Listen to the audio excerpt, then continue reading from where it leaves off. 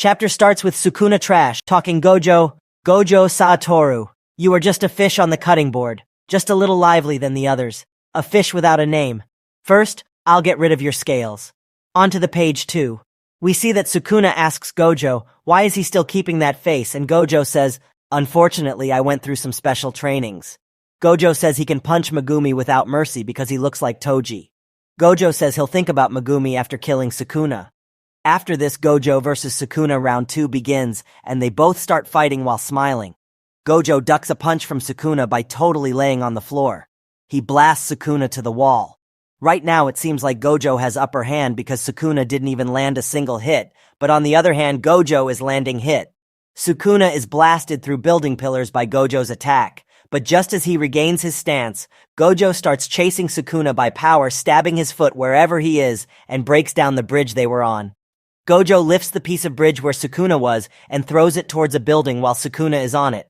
It's almost page 10, and Sukuna didn't land a single hit on Gojo, while Gojo is blasting Sukuna here and there and playing with him. Gojo even made him do doggy style in one panel. Sukuna fans will definitely be disappointed after this chapter. On to the next page. Sukuna escapes from the crash and points a finger gun towards Gojo and says, dismantle. Sukuna's dismantle slashes off the building behind Gojo, but Gojo didn't even get a single scratch. Did Gojo evade it? Or did the slash bounce off Gojo's infinity?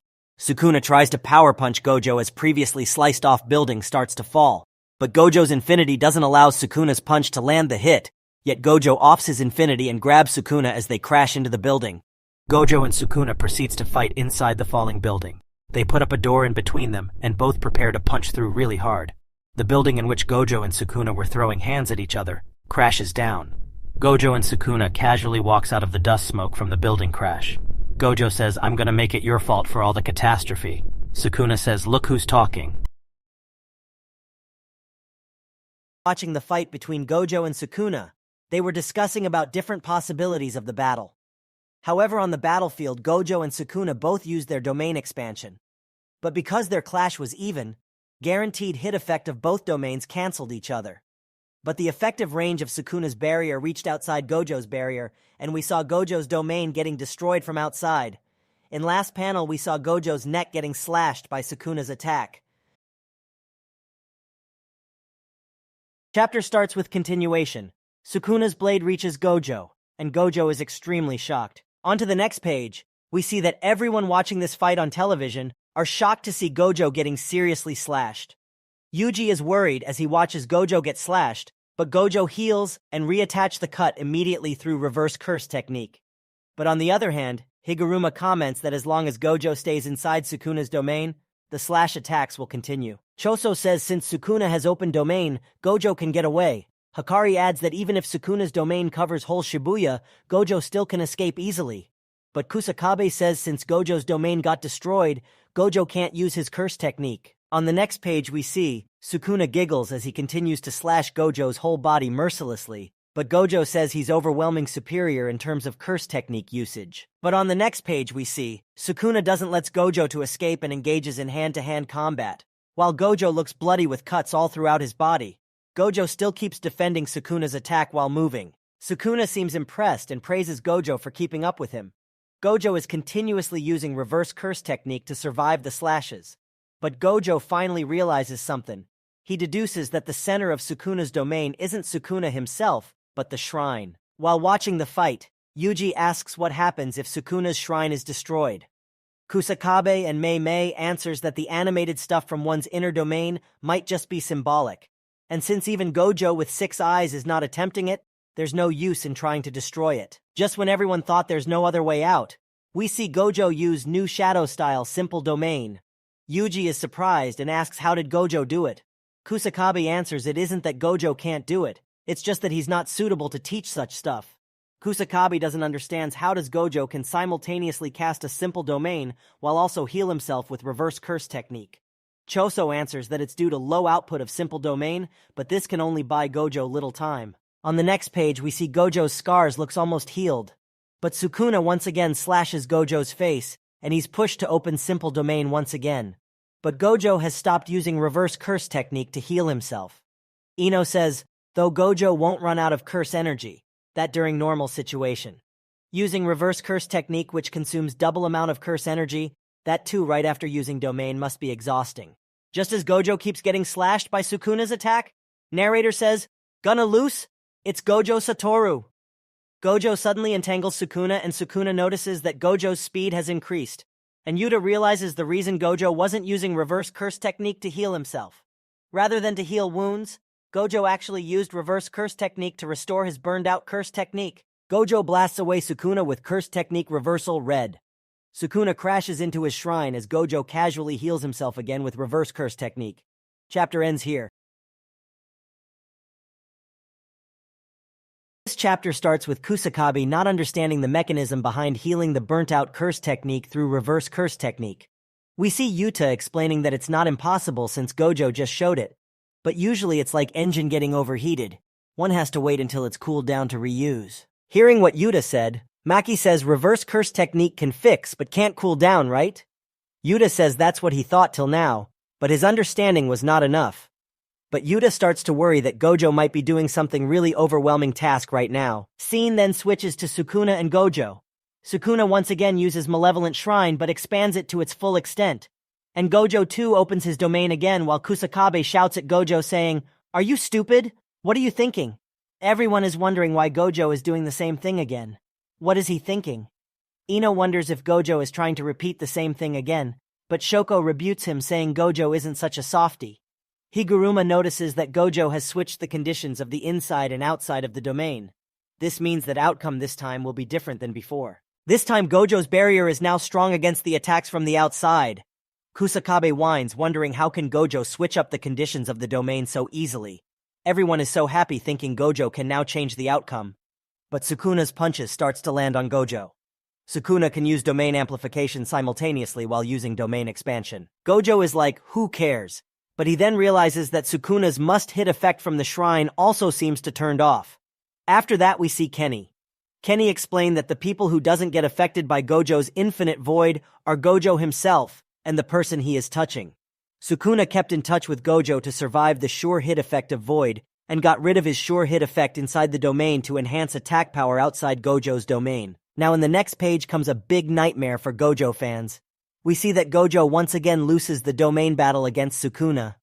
Yuji wonders why, and Kusakabe realizes Sukuna might also have changed the conditions of domain like Gojo. Kashimo comes forward and says if Gojo dies, he's really going to go out and fight Sukuna. But to everyone's surprise, Sukuna's sure hit effect slashes aren't too deep this time around. Kusakabe tells everyone that it's because of Falling Blossom emotion, a secret anti-domain technique passed down in Big Three families. Gojo tells Sukuna he had learnt it when he was a kid but hadn't used it so far. Gojo once again uses his domain expansion, but this time he expands it very largely.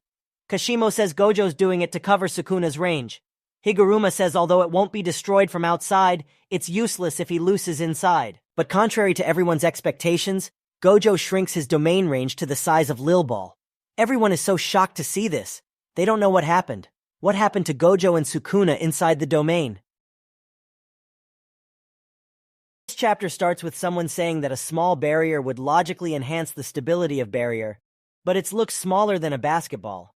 Kusakabe then says, impossible. He says it in disbelief, but Mei comments how many times we had this, it's impossible situation now. Kusakabe argues that usually trapping yourself and your opponent inside a barrier with mass less than you would collapse. But Choso enlightens them saying Gojo is pulling off this feat by using his experience from being trapped inside Prison Realm. After that, Kusakabe again starts saying how can they change the domain's conditions, especially barriers, because it's a mix of lots of conditions. Higuruma and Hikari asks, really? To which Kusakabe answers that their domains are exception because their domain are built within their curse technique.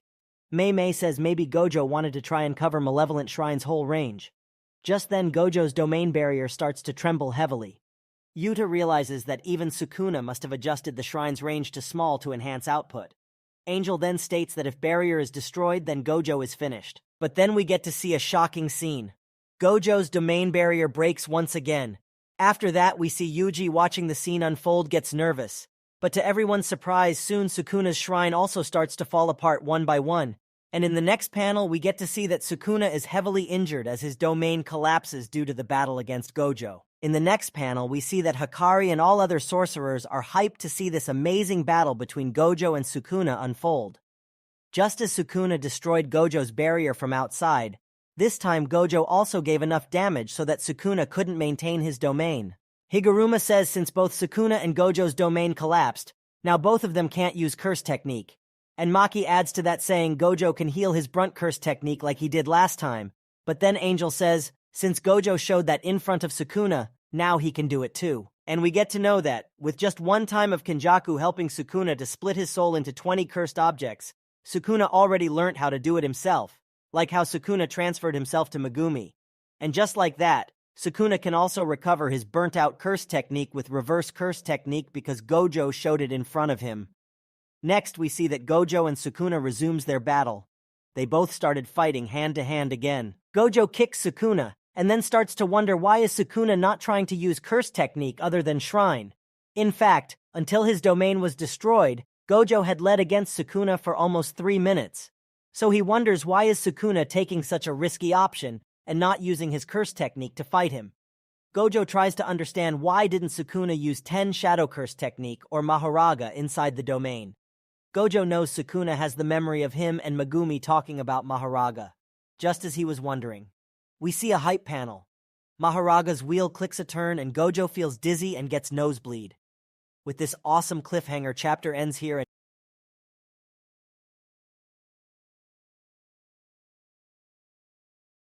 Chapter 230 starts off with Mei Mei explaining that it's Maharaga, a trump card of Zenin clan. Choso adds that by saying this, Shikigami could adapt to any kind of attacks. Yuji asks in disbelief if it also adapted to Unlimited Void.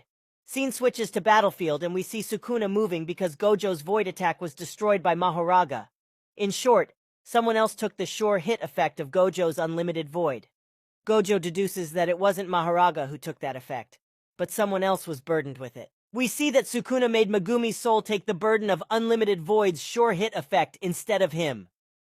Sukuna sends Maharaga back into his shadows. Gojo sarcastically says he's happy that Sukuna is fighting so desperately. Sukuna wanted to get rid of Gojo's Unlimited Void. When Sukuna wasn't using domain amplification, he made Megumi adapt to Gojo's void using 10 Shadow Curse technique. And due to that, Sukuna wasn't able to use curse technique other than which was applied to domain cleave. Gojo says Megumi's soul hasn't adapted to Unlimited Void, because the soul was only used in the process to adapt. Which means, if Gojo uses domain expansion again, Sukuna has no choice but to summon Maharaga. But Gojo would make sure to demolish the Shikigami in one shot for sure. But Sukuna laughs and says Gojo won't be able to expand his domain again. And in the next moment, Gojo gets nosebleed once again. Everyone's shocked, and Yuta thinks if his bad feeling turned out to be true. Sukuna says Gojo overexerted himself when recovering his burnt curse technique with reverse curse technique, because it essentially means destroying the part of the brain where curse technique is engraved and recover it with reverse curse technique, which is a very risky thing to do together. Sorcerers deduce that Gojo did the process of destroying the brain and healing it, almost 5 times now. But Sukuna is okay since he did it less times than Gojo. Sukuna asks, "You are reaching your limit, right?" Sukuna says this time he will close his domain with a barrier so that Gojo can't escape. All he got to do is just cut Gojo and adapt to Unlimited Void. Gojo's nose is still bleeding and he falls to his knees when Sukuna starts to say, "See ya, strongest. A guy that was born when I didn't exist. An ordinary guy." Sukuna tries to open his domain once again, but Malevolent Shrine immediately gets destroyed. Sukuna too starts to bleed. Even though the time Sukuna took the Unlimited Void effects weren't even 10 seconds, his brain still took the damage. Narrator explained that just like Gojo, Sukuna's brain room damage due to which he too can't expand his domain now. Gojo laughs at Sukuna. Pointing at Mei Mei's crows, Gojo says, "My students are watching me. I'm still gonna look cool." Gojo pulls Sukuna towards him and lands a heavy punch on his face. Narrator recalls Yorozu's lines to Sukuna. "I have more to teach you about love, and ultimate strength and the solitude it brings." Chapter starts with Kusakabe asking everyone if anyone's been seriously punched by Gojo. Panda says he tried, but he couldn't hit. Yuta tells he got hit with Limitless once, but not seriously. Kusakabe explains Gojo overlaps the effect of blue, which sucks in things and enhances his fist with curse technique. Hikari adds that it feels like getting hit from something harder, though it's just a normal punch. Kirara asks if it hurts, to which Yuta and Hikari answer that they threw up. Yuji says Nanami had once told him to not compare himself with Gojo, if Yuji wants to aspire being a sorcerer. Nanami adds, long story short, it feels like I can't keep up with his shit. In the next panel we are back to Battlefield and we see Gojo thrashing Sukuna around everywhere. It feels like Sukuna can't keep up. Gojo later makes all the debris around him to get sucked with Sukuna, but he survives it. Next, Gojo tries to crush Sukuna with his feet, but Sukuna dodges it and tries to do the same. Gojo is just having fun. But in the next scene we see most surprising thing. Gojo suddenly uses Shadow Clone Jutsu. Now there are multiple Gojo. All the clones simultaneously tries to punch Sukuna. But Sukuna holds the real Gojo's hands and punches him back, which flies him away, but Gojo grabs onto a traffic light signal and sits on top of it like Itachi. Mahoraga adapts when it receives an attack from the opponent and the wheel turns a spin. Gojo notices that wheel turns black when Sukuna is using domain amplification. At that time, it cannot adapt.